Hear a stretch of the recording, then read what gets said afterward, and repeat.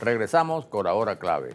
Recordamos que pueden interactuar con nosotros a través de la etiqueta numeral hora clave. Y le damos la bienvenida a nuestro invitado, el profesor Freddy Rincón Noriega. El profesor Rincón Noriega es reconocido historiador y además analista político. Bienvenido. Gracias, Manuel. Aparte de que escribió este libro hace bastante tiempo ya, pero nunca pierde vigencia. De hecho, ha tenido varias ediciones posteriores, ¿no? Y el libro se llama justamente El Nuevo Ideal Nacional, que fue un poco el lema, pues, de Pérez Jiménez. Ahora, los gobiernos que son autoritarios o tienden al autoritarismo siempre tienen estas especies de instrumentos ideológicos. En Pérez Jiménez, el Nuevo Ideal Nacional, en el caso bueno, cuando Gómez, no sé si podríamos equiparar, pero el famoso gendarme necesario. Después, hoy tenemos a Putin con su nueva Rusia y el mismo Trump, los MAGA. Y aquí ni se diga, aquí de hace 25 años para acá es que hay historia, antes no había. Entonces, ¿qué es lo que pasa? Que esto es una característica, pues, común a todos estos regímenes. Bueno, el Nuevo Ideal Nacional fue, digamos, la ideología o el pensamiento o las ideas que desarrollaron para unificar el país en torno a los planes desarrollados por el gobierno de Marcos Pérez Jiménez. Pero quisiera empezar por lo siguiente.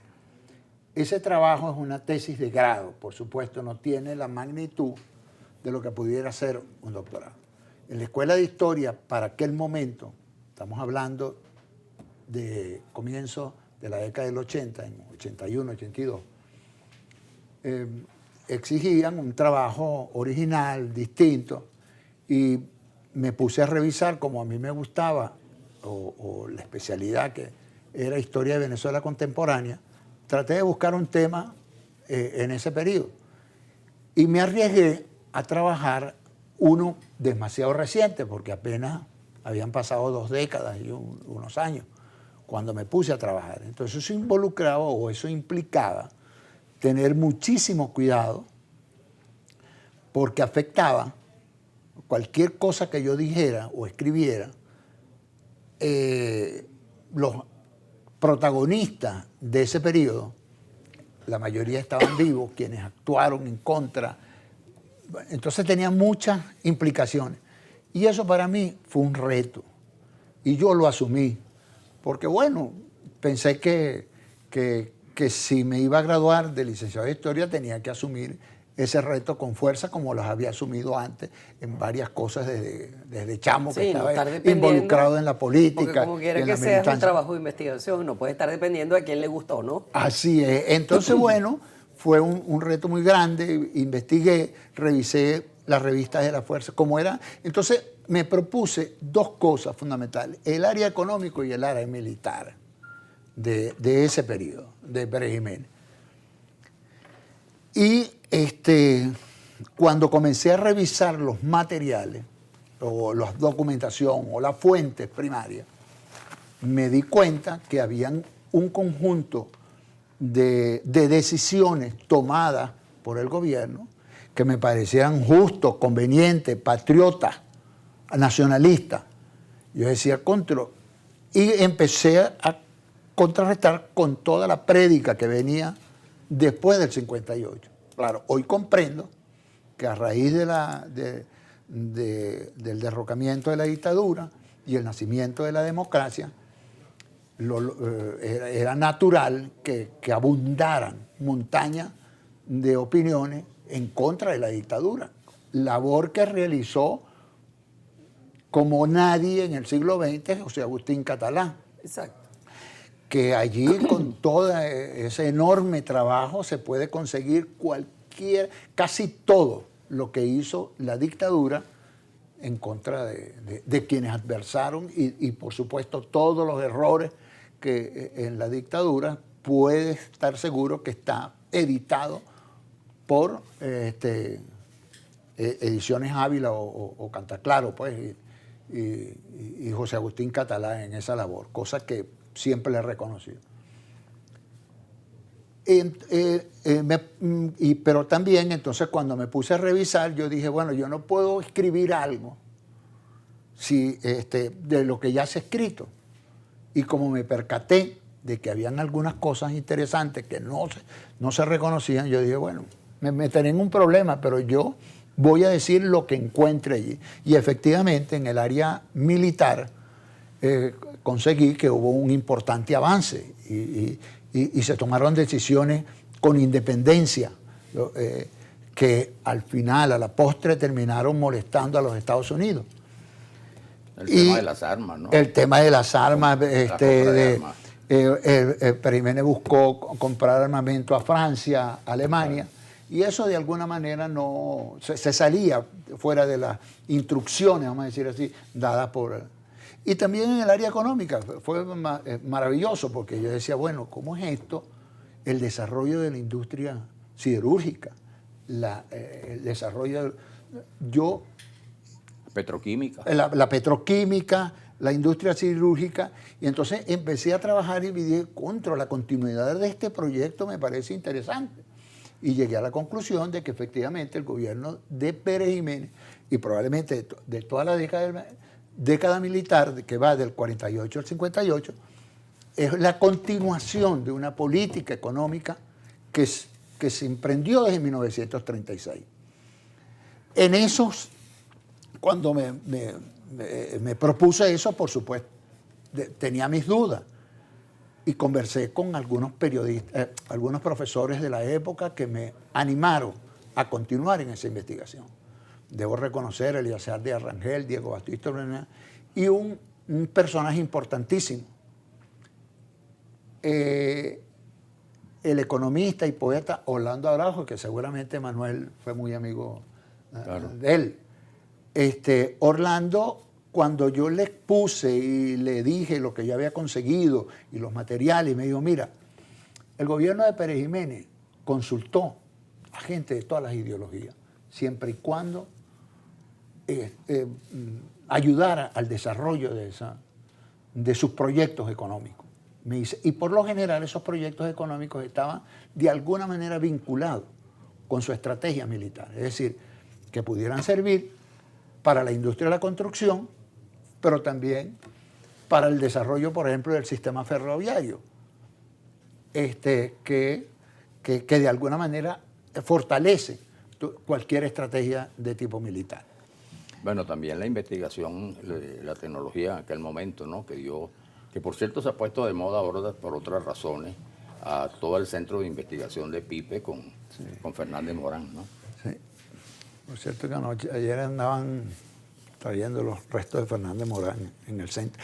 Sí, pero te decía, efectivamente, pero también el primer dato que me consigo es que había un grupo que quería ponerle la mano, primero, en la investigación el desarrollo de Guayana, desde la época de Gómez comenzaron a ver esa posibilidad. Y empezaron a ir exploradores. Se fue desarrollando toda esa idea del desarrollo de la industria.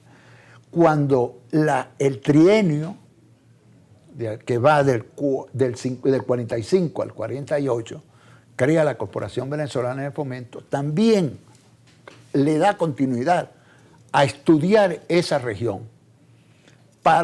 con mira al proyecto siderúrgico, de la electrificación del Caroní y las petroquímicas. Bueno, y Pérez Jiménez lo que hace es darle continuidad. Tú entras a la década militar y no hay ningún rompimiento. Hubo un grupo que quería ponerle la mano al sector privado con alianza mixta extranjera y Pérez Jiménez decidió que no, que debía ser el gobierno venezolano ponerle control sobre eso. Claro, eso forma parte de toda una visión económica que yo percibo existe entre el 36 y el 58, o quizás hasta después. Hay una pequeña modificación con la política que desarrolla Betancourt, primero que frena el desarrollo ferroviario y la de sustitución de importaciones. Pero hay una cierta continuidad. Bueno, habrá cosas en común, porque eran regímenes de alguna manera similares. Fíjate, si tú tienes gente competente, como la tuvo Pérez Jiménez, porque no hay duda de que tuvo gente muy competente en el gobierno, en todas las áreas, Y tienes además el control militar y el control de la represión. Es imperdonable que no hagas cosas. Evidentemente él hizo muchas cosas.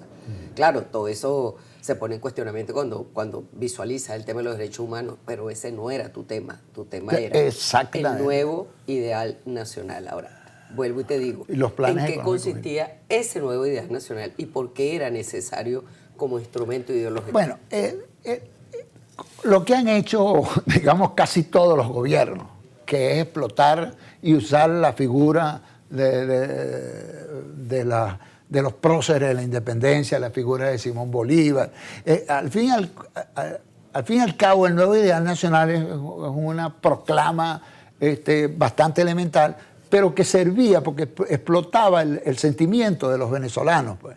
Y entonces, cómo utilizar la fecha, los hombres y la figura para unificar. Por eso es que él desarrolló también lo de la Semana de la Patria. Inevitablemente, pero el nuevo ideal nacional no es un programa de gobierno que uno pudiera... No, tampoco... de verdad que no me metí en seguir insistiendo lo que ya para ese momento estaba saturado, claro, que era la debilidad de un proyecto ideológico como el nuevo ideal nacional. No me interesaba, simplemente lo que me interesaba era señalar, bueno, esto sirvió para unificar, y además lo complementaba con la Semana de la Patria, y unificaba a la gente. Era económico, era cultural, lo que había era, a partir de su visión militarista, pues, de vincular el desarrollo, era un gobierno que tú puedes deducir ahí que no le interesaban los sectores populares, pues, como desarrollo. No le interesaba la educación popular, por ejemplo. No, le interesaba era la meritocracia y hacer cosas, infraestructura y seleccionar una visión elitesca de la sociedad. No era la idea de incorporar a los sectores populares. Que coincidió mucho con los planteamientos de Getúlio Vargas, ¿no? En Brasil, el Estadio Nuevo. Sí, que fue asumido por la Escuela de Chorrillos. La internacional, que llamaban la Internacional de las Espadas, pues, claro, que era todavía toda en esa época, la década del 50, del siglo pasado, bueno, que era la proliferación de dictaduras apoyadas en buena medida por los Estados Unidos. Mira, este libro ya tenemos que ir terminando, pues se nos ha acabado el tiempo, pero quiero la gente que esté interesada, porque habrá mucha gente que seguirá investigando sobre esto y es bueno que sepan dónde se puede adquirir este libro. Entiendo que la invitación tuvo que ver con todo. Ahora, recientemente, hay como una preocupación. Yo celebro que haya una preocupación entre los jóvenes, sobre todo los jóvenes de la UCB. No me importa cómo piensen, porque ahí debe haber libertad de pensamiento. Sí. Lo que no quiero es que repitan cosas, sino que se dediquen a investigar para que defiendan. Lo único que yo les pido a esos jóvenes que hoy tienen una altísima preocupación por el pasado, y en particular por el gobierno de Pérez Jiménez, es que el debate sea civilizado, que el intercambio sea con ideas y no con agravios y insultos.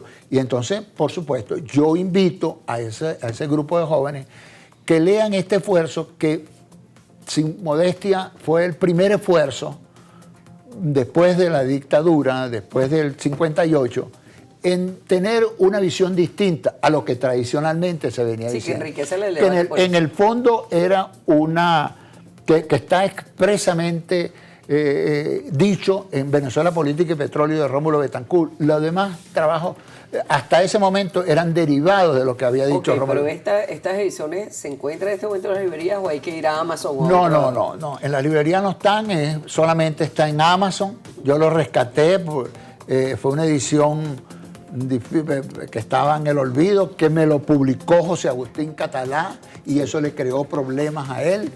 De todas maneras, en la advertencia, en la publicación de esta segunda edición, hay toda una narración que es interesante que lo lean, porque está todo el cuento de la discusión de la tesis, de todos los problemas que me confronté, y la edición. ¿Por qué abordaste el tema desde esa perspectiva? Y por qué abordé y por qué lo hice de manera irreverente, como deben ser todos los jóvenes, y todo el mundo tiene que ser crítico e irreverente. Freddy, muchas gracias por haber venido y habernos traído traído toda esta historia. Gracias. En este momento se pone de nuevo en vigencia por el tiempo en que estamos, ¿no? Gracias. Bueno, gracias. Felipe también tuvo un libro muy interesante sobre el tema Aquí de está que lo también, editó el diario, aquí está también el libro que lo editó el diario El Nacional. la que lo biblioteca. tenía, pero no lo tenía dedicado y me lo acaba de... Maravilloso. Bueno, vamos a la pausa y regresamos inmediatamente.